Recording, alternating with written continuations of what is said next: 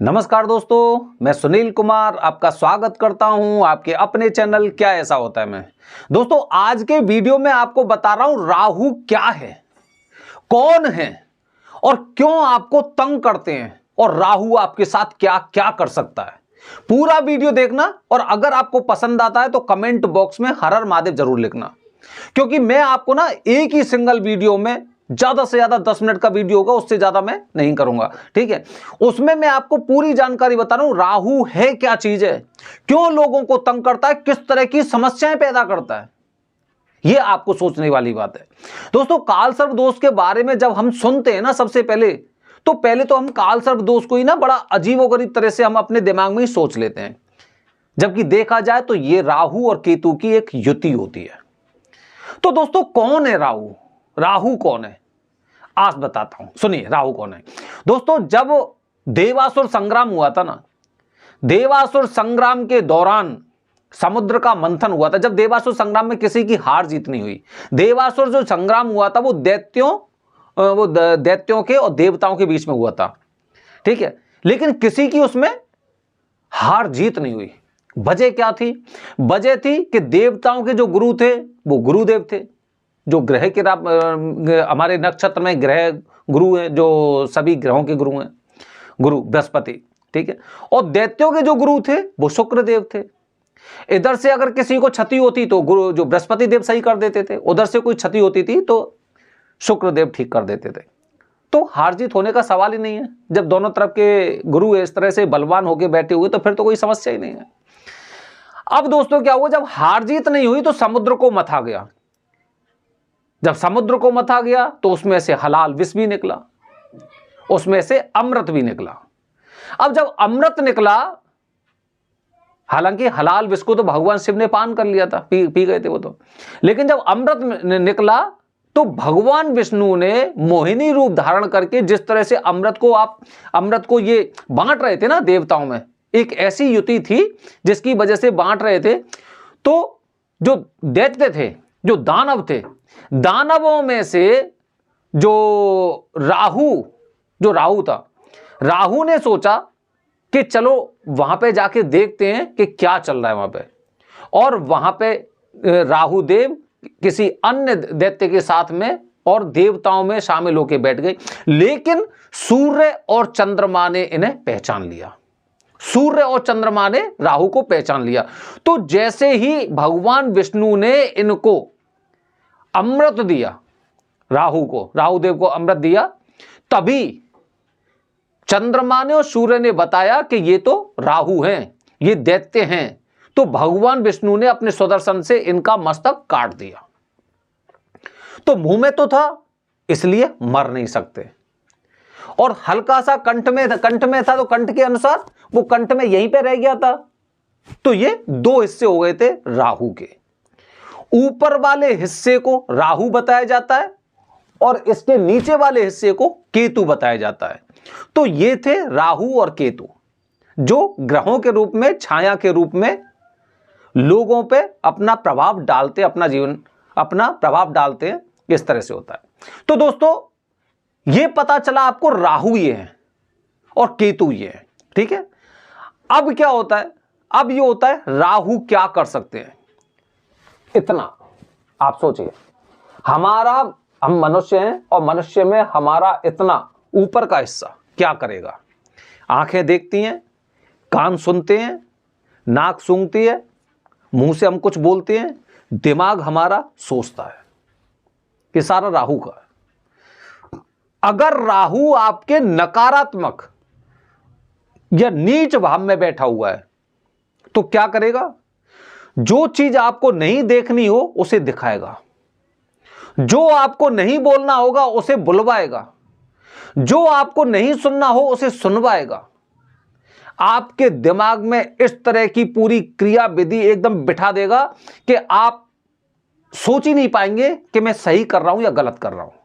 सोचिए, आप खुद सोचिए, हम लोगों का दिमाग कहां से कहां तक पहुंच जाता है। कभी कुछ सोच लेते हैं, कभी कुछ सोच लेते हैं, दिमाग में ऐसी उथल पुथल सी चलती रहती है। और जब हमारे मन में बैर होता है किसी के प्रति, किसी शत्रु के घर में चले जाते हैं, किसी मित्र के घर में चले जाते हैं, हमारी मानसिकता भी उसी अनुसार चेंज होती जाती है।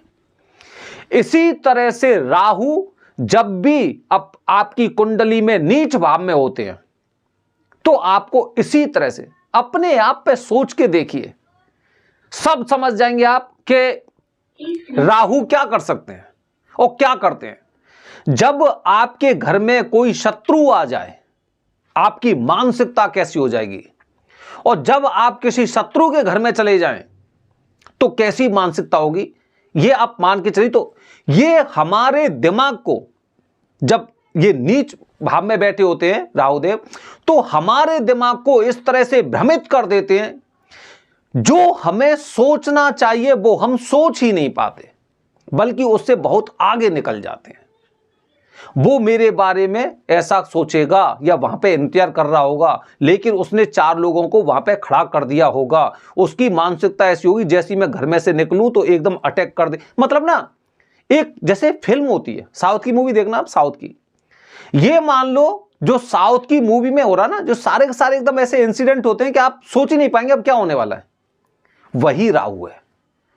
ये राहु आपके दिमाग को पूरा कंट्रोल करके रखता है कि आपको कितना कितना आप सोच सकते हैं और कितना आप देख सकते हैं।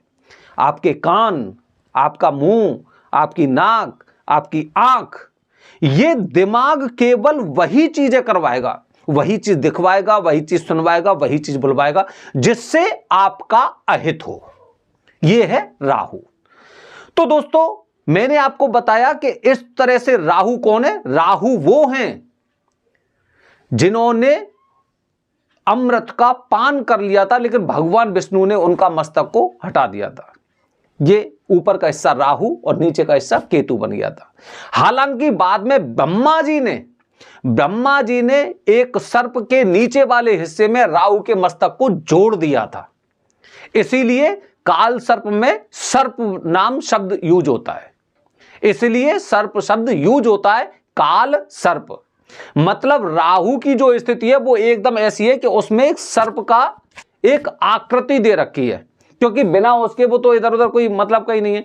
तो एक सर्प के धड़ में राहु के मस्तक को जोड़ दिया था, इसीलिए काल सर्प दोष में सर्प का नाम लिया जाता है। इसी तरह से केतु में दोस्तों, केतु क्या है, जैसे कि नीचे वाला हिस्सा था, तो इसमें सर्प के ऊपर के हिस्से को जोड़ दिया था। मतलब राहु के 2 हिस्से हुए थे और सर्प के 2 हिस्से हुए थे। राहु के जो सिर था उसमें सर्प का नीचे का हिस्सा जोड़ा, और केतु का नीचे का हिस्सा था उसमें सर्प का ऊपर का हिस्सा जोड़ा था। इस तरह से इसे सर्प की संज्ञा दी जाती है इन दोनों की युति से, कि एक ही इंसान को सर्प से संबंधित सर्प ने किस तरह से जीवित रखा है और छाया दृष्टि बनाए रखने के लिए उसे वो किया है। ठीक है, तो दोस्तों इस तरह से ये होता है राहु। अब आप समझ सकते हैं कि काफी बार ना हम अपने आप में सोचते हैं, मैं कुछ ज्यादा सोच रहा हूं, मुझे ऐसा लग रहा है। ऐसे लोग तनावग्रस्त क्यों होते हैं? राहु ये पूरा हिस्सा है ना, सारी चीज कंट्रोल करता है। आप ये देखिए, जब दिमाग हमारा डैमेज हो जाता ना, तो हमारे जीने के चांस भी नहीं रहते। मतलब सारी गतिविधि केवल यहां से चल रही हो। यहां पे जब अगर एक छत्र शासन राहु का होगा तो आप क्या कर सकते हैं, आप सोच सकते हैं। आप डिप्रेशन के शिकार भी हो सकते हैं और आप पागल के डॉक्टर भी हो सकते हैं। तो दोस्तों क्या बताया कि आप दिमाग से संबंधित चीजों से भी जूझ सकते हैं।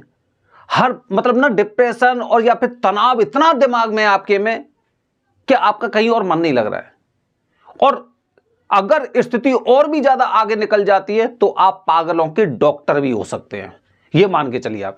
तो ये राहु की क्रियाकलाप हैं। आने वाली वीडियो में आपको बता रहा हूं एक महत्वपूर्ण बात, अभी तक आपको किसी ने बताई होगी। उज्जैन में राहु केतु की पूजा के साथ जाप करने से क्या होता है और क्यों होता है। बने रहिए हमारे चैनल के साथ दोस्तों। हर हर महादेव।